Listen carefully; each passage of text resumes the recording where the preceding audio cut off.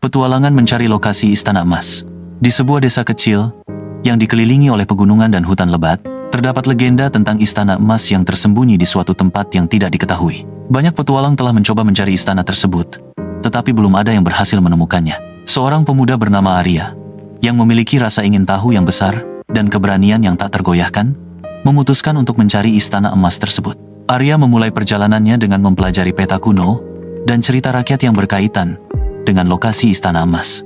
Ia bertemu dengan seorang bijak desa yang memberikan petunjuk tentang jalan yang harus diambil. Arya kemudian berangkat ke hutan lebat, menyeberangi sungai yang deras, dan mendaki gunung yang curam. Di sepanjang perjalanan, Arya menghadapi berbagai tantangan, seperti hewan buas, jebakan berbahaya, dan teka-teki yang harus dipecahkan. Ia juga bertemu dengan makhluk-makhluk ajaib yang memberinya petunjuk atau menghadangnya. Setiap tantangan yang dihadapinya membuatnya semakin kuat dan bijak.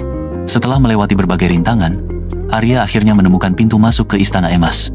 Pintu tersebut hanya dapat dibuka dengan kunci khusus yang harus ditemukan di tempat lain.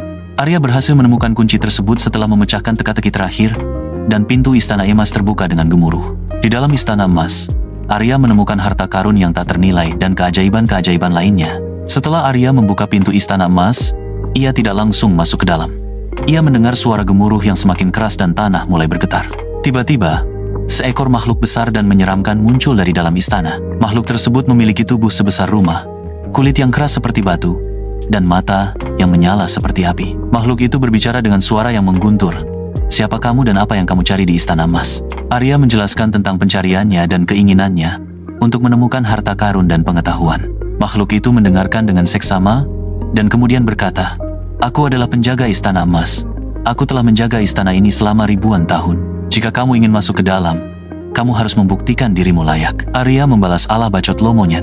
Arya melangkah masuk ke dalam Istana Emas, merasa kagum dengan keindahan dan kemegahan yang ada di sekitarnya. Dinding-dinding istana terbuat dari emas murni, dan lantai-lantainya dipoles hingga bersinar seperti cermin. Di setiap sudut istana, terdapat patung-patung penjaga yang terbuat dari batu mulia.